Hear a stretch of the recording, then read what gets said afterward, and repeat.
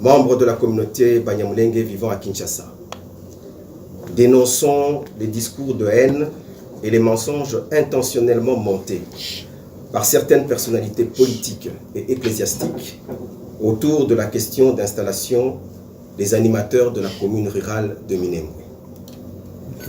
Ces discours, qui ciblent la communauté Banyamulenge globalement, visent à intoxiquer l'opinion, tant nationale qu'internationale, en incitant les esprits non avertis au crime, assassinat, meurtre, lynchage et autres actes dommageables.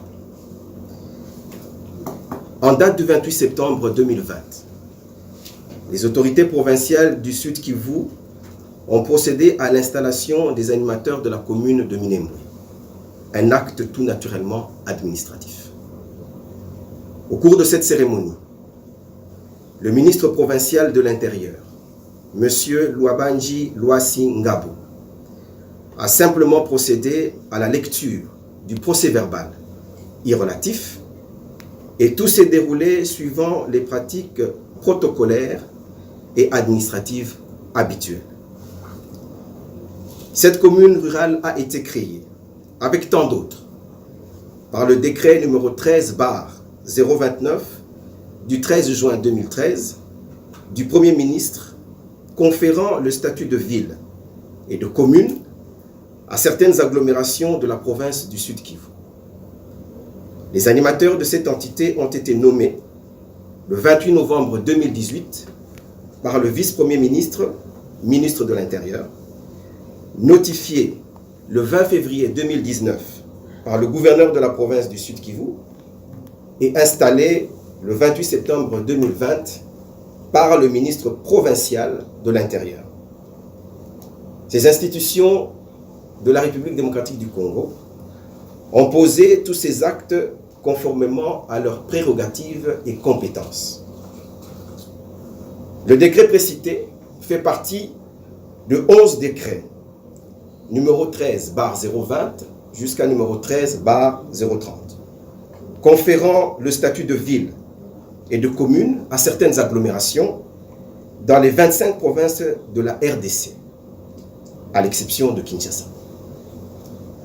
Tous ces décrets ont créé 77 nouvelles villes, subdivisées en 239 communes urbaines et ont érigé 268 agglomérations en communes rurales. Bien avant l'installation des animateurs de la commune de Minembwe, il avait été procédé par les autorités compétentes à l'installation des animateurs de certaines entités nouvellement créées aux mêmes dates que celles-là, précisément les villes de Baraka, d'Ouvira et de Kamituga, au Sud Kivu, sans que cela ne pose le moindre problème. S'agissant d'une question administrative, purement administrative, la création et la gestion des entités décentralisées relèvent de la compétence des institutions étatiques. Les communautés locales ne sont que des bénéficiaires de cette politique de rapprochement des services de l'État à la population. Dans ce processus, allant de la création à la gestion normale d'une ville ou d'une commune, il n'existe aucun acte pris ou à prendre par une communauté tribale. Tout est conçu, examiné, approuvé, signé et publié par les instances de l'État habilitées. Nous ne comprenons pas pourquoi la communauté Banyamulenge devient la cible dans le cas de l'installation des animateurs de la commune de Minembwe. Par ailleurs, pour ceux qui l'ignorent, la population de la commune rurale de Minembwe n'est pas mono-ethnique. Elle est composée des Babembe, des Bashi, des Bafulero, des Banindu, des Barega et des Banyamulenge, bien que ces derniers soient majoritaires. Dès lors, il est étonnant que des personnalités et associations dont la liste ne saurait être exhaustive se soient déployées dans la presse et les médias sociaux, pour intoxiquer l'opinion tant nationale qu'internationale en tenant des propos mensongers démentis par des évidences d'actes administratifs et les faits historiques, mais aussi et surtout en imputant à la communauté Banyamulenge des intentions de porter atteinte à l'intégrité du pays. Les personnalités et associations ci-après se sont illustrées d'une part par des discours d'incitation à la haine contre les Banyamulenge, ou Tutsis en général, à l'épuration ethnique, ainsi qu'à ceux visant le déracinement des Banyamulenge de Minembwe, et d'autre part par des mensonges potentiellement meurtriers. Nous citons M. Martin Fayulu, Monseigneur Muyengo, évêque d'Uvira, M. Moubake Valentin, M. Bitakwira Justin, M. Boulambo Kilosho, etc. En effet, pour être précis et concret, nous reprenons ci-après quelques extraits des propos distillés dans l'opinion par ces personnalités. Je cite: « C'est ainsi que je lance aujourd'hui un vibrant appel pour faire barrage, ensemble et par tous les moyens, à cette tentative insidieuse de renforcement de l'occupation et du processus de balkanisation de notre pays. » Propos de M. Martin Fayulu. Certains Congolais semblent subitement surpris de constater la naissance de la commune rurale de Minembwe, qui n'est autre chose qu'une apparition dans l'organisme d'une cellule cancérigène datant de l'époque AFDEL, qui va infecter très rapidement la RDC tout entière. Propos de M. Moubake Valentin. Mais si on peut attribuer la nationalité à qui la demande et la mérite, on ne distribue pas la terre sous n'importe quelle condition. Aussi, plutôt que parler de communes rurales, nos populations considèrent qu'il s'agit ici de terres ou territoires occupés par défi, ce qui constitue une humiliation pour elles. Propos du Monseigneur Muyengo, évêque d'Uvira.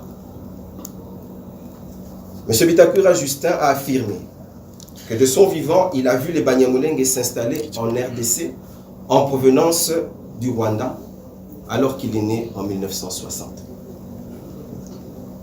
Et d'autres, des députés nationaux et provinciaux, des mutualités, etc. et j'en passe.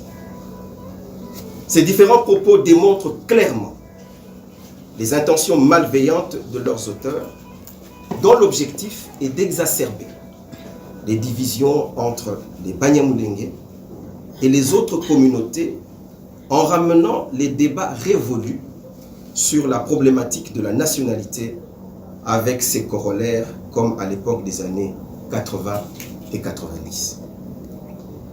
L'impact de cette coalition de l'axe du mal a été d'exacerber les tensions existantes entre communautés du fait du conflit armé en cours dans les hauts plateaux depuis plus de 3 ans et de créer une psychose injustifiée au sein de l'opinion nationale, ce qui a conduit son Excellence Monsieur le Président de la République, sur base des informations reçues, entre autres, les députés provinciaux du Sud et du Nord Kivu, qui se sont toujours illustrés par des propos contre notre communauté, d'annuler le processus d'installation des autorités de la commune au grand regret des populations à la base.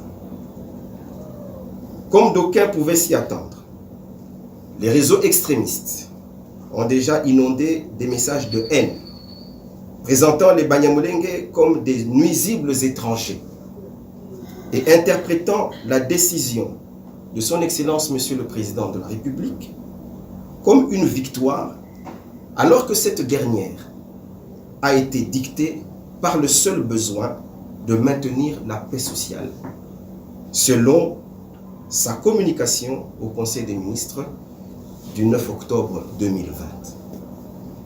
Nous craignons que la prochaine étape consiste, comme cela a souvent été le cas, à chercher à bouter d'or ces étrangers ou à commettre des tueries. Il s'agit de préciser que notre communauté se trouve abandonnée seule à son triste sort. Dans ce sens que même ceux qui sont censés la représenter, les députés nationaux et provinciaux, deviennent ses accusateurs. À la lumière de ce qui précède, et considérant les développements actuels, notre communauté demande ce qui suit. 1. Déférer devant les cours et tribunaux les auteurs des discours de haine et d'appel à la violence et de les sanctionner conformément à l'appel lancé par son Excellence, Monsieur le Président de la République, sur cette question. 2. Examiner la question de la commune de Minembwe dans une approche globale et purement administrative qui implique les autres entités créées au même moment et par les mêmes actes, en évitant sa singularisation qui dénote une discrimination. 3. Prendre des mesures nécessaires et urgentes en vue d'éviter que les discours de haine ou d'incitation à la haine ne provoquent davantage de violence dans les hauts plateaux de Minembwe, déjà meurtris par une situation d'insécurité qui a eu comme conséquence des milliers de morts, des centaines de villages incendiés et complètement rasés, et des centaines de milliers de bovins pillés. 4. Interdire toute action ou activité susceptible de soutenir ces appels à la haine ethnique. La communauté Banyamulenge réitère son indéfectible attachement à son Excellence, Monsieur le Président de la République, ainsi qu'à toutes les institutions de la République démocratique du Congo. Que vive la RDC unie et indivisible. Si Dieu nous a créés ainsi, nous en sommes fiers, n'est-ce pas? Alors, qu'on vienne lyncher quelqu'un parce qu'il a un nez différent des autres, soi-disant parce qu'il est Munyamulenge, par obéissance à un mot d'ordre lancé par un président de parti, c'est ce que nous dénonçons. Les auteurs intellectuels, c'est cela qu'il faut attaquer. Les auteurs physiques, ça peut être une personne, mais l'auteur intellectuel, par ses propos, il peut lancer des dizaines, des centaines de personnes dans la rue avec l'objectif de lyncher un frère. Qui sera responsable de cela? On a vécu ça dans ce pays. Voilà ce que nous voulons dénoncer. La diabolisation de toute une communauté, de toute une population. Et tous ces propos sont tenus devant les autorités de la République. Les gens ne se cachent même plus pour proférer de tels propos. C'est ainsi qu'ils ont adopté le nom de Banyamulenge. Juste un nom qui part de la première colline où nos aïeux, lorsqu'ils sont arrivés, et ça c'est la migration au niveau de l'Afrique, ce n'est pas particulièrement pour le cas de la RDC. Ils ont pris le nom de Banyamulenge pour nous distinguer des autres.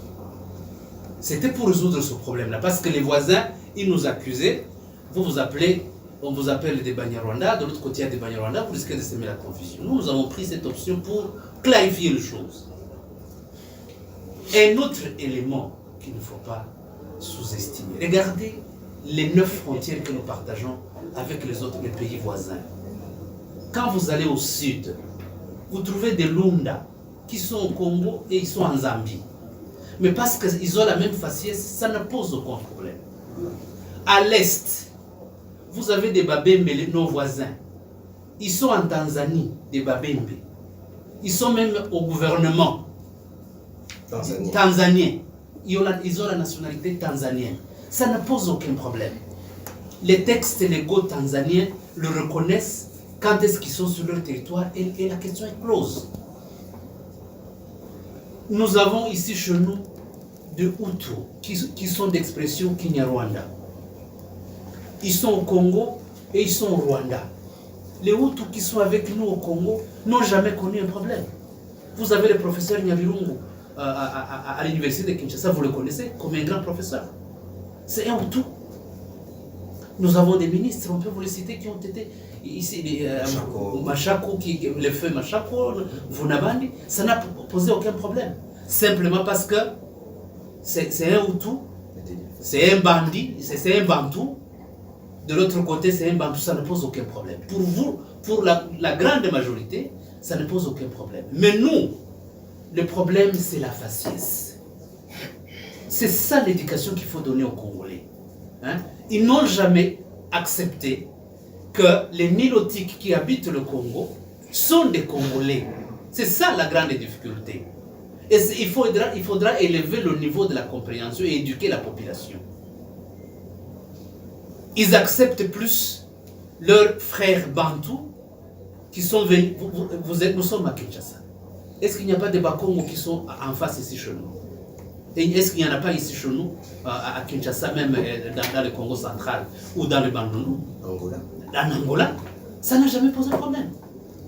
Chez nous, ça pose problème simplement parce que nous sommes des Nilotiques. Nous ne sommes pas des Bantous. Et ça doit être compris et enseigné à nos jeunes, à nos enfants. Et vous le savez, vous avez été sur le banc scolaire, on vous a dit que la RDC est occupée par différents groupes ethniques. Les Bantous, les Soudanais, les Nilotiques, les Pygmées. Ce sont des grands ensembles. Et dans ces groupes-là, lorsque vous les décomposez, vous trouverez différentes tribus. Donc c'est ça l'élément qu'il faut comprendre. L'origine de l'appellation Banyamulenge est venue de là.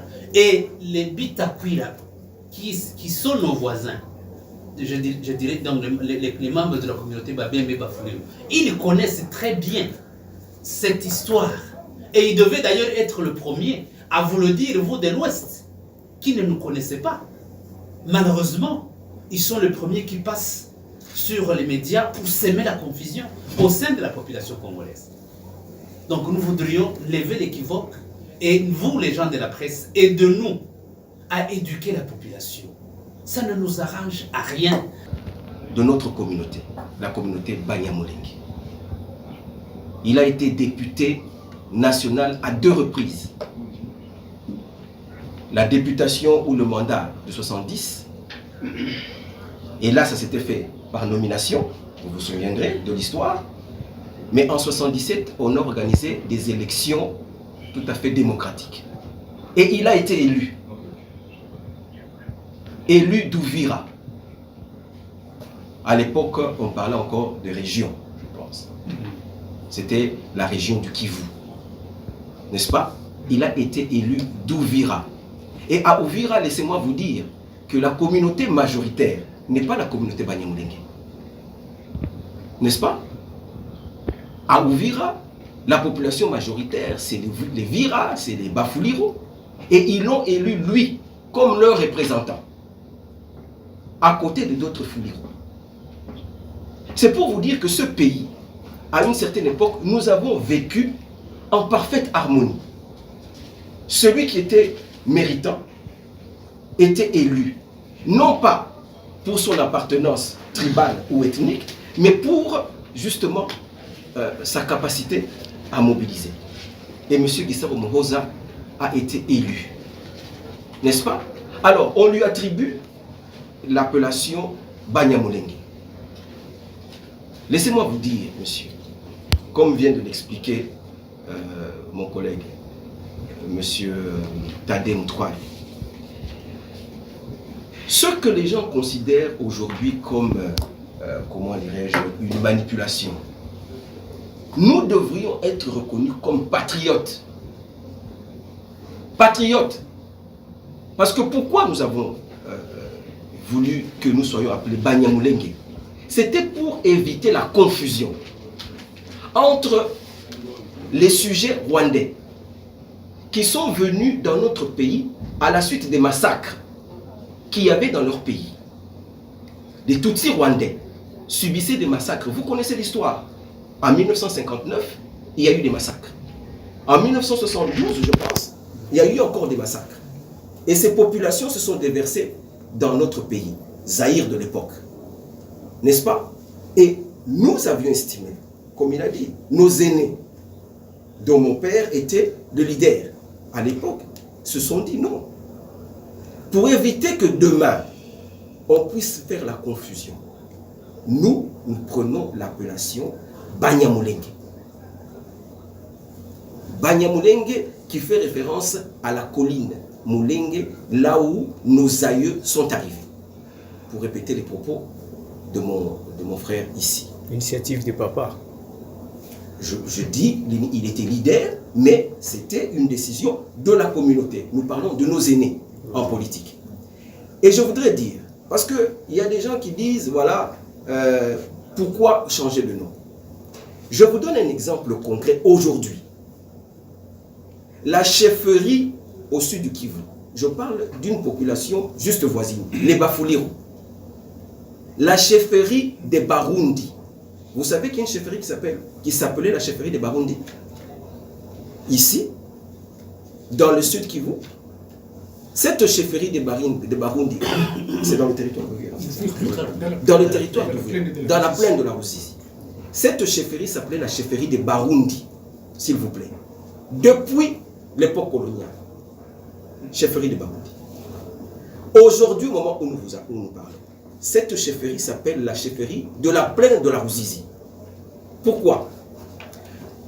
Les populations qui habitent d'ailleurs cette chefferie de Barundi, il s'est fait qu'à un moment donné, les Bafouliru qui étaient majoritaires dans cette chefferie ont estimé qu'on ne pouvait plus continuer à appeler cette chefferie la chefferie des Barundi, mais qu'elle devait prendre un nom dans lequel les gens se reconnaissaient. Vous comprenez que c'est pour des raisons pratiquement similaires que le nom a changé.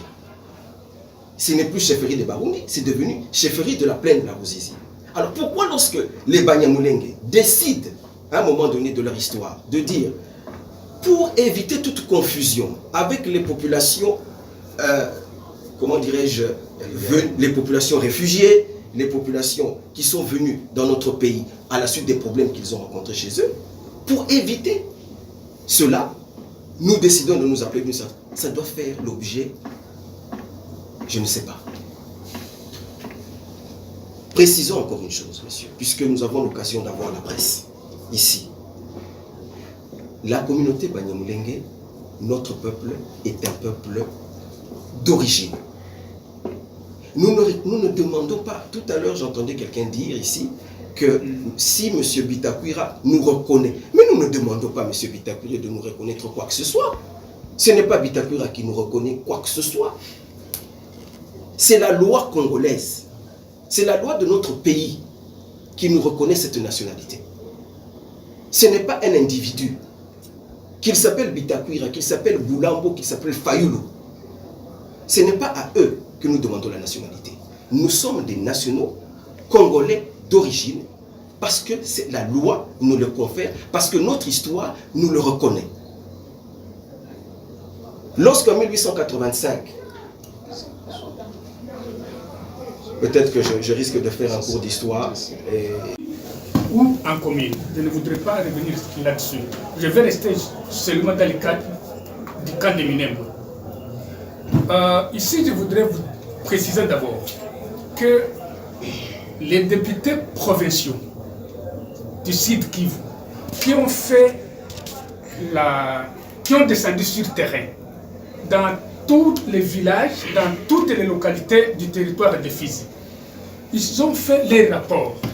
Ils ont présenté la cartographie de chaque agglomération devant être érigée en commune ou en ville. Ça, c'est de 1. De 2, il y a une commission provinciale chargée de revisiter cette cartographie et d'étudier et de faire les limites pour chaque agglomération arrangée en ville ou en commune. Parmi ces 3 députés provinciaux, il n'y a pas un seul Munyamulenge. Retenez ça. Tous les 3 députés sont des Babembe, des fils. Et dans les rapports, dans la cartographie, Minembwe figure bien comme agglomération devant être érigée en commune rurale. Je parlais de la commission provinciale. Le président de la commission provinciale, en son temps, c'est Emouchi. Il est encore en vie. Il était directeur de cabinet du ministre de l'Intérieur. C'est lui qui a présidé une grande commission qui a étudié les limites pour chaque entité. Au niveau du cabinet du gouverneur Tchambo, vous le connaissez vous tous, Tchambo, il est ici à Kinshasa. Au niveau du cabinet, c'est lui qui présidait l'équipe du cabinet du gouverneur. Pour cette question-là des limites, c'est Mbembe. Il était conseiller juridique du gouverneur Tchambo. Il est encore en vie, c'est Maître Loch. Donc, là, il n'y a pas un débat. Ceux qui ont fait ce travail, ils ont respecté les critères pour une agglomération à être érigée. Premier critère, c'est la population. 20 000 personnes. Deuxième critère, c'est géographique, 10 km². Troisième critère, ce sont les infrastructures.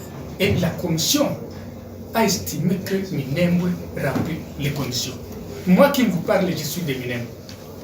Mon village est situé à moins de 5 km du bureau communal.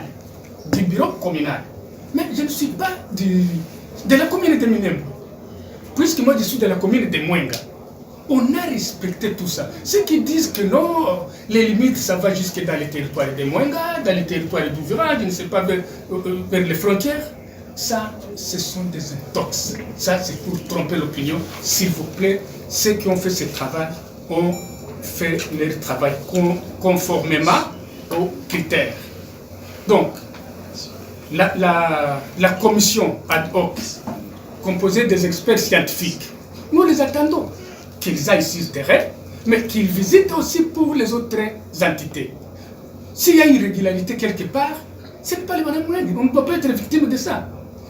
S'il y a une irrégularité, telle ou telle entité, on ne peut pas être victime de ça.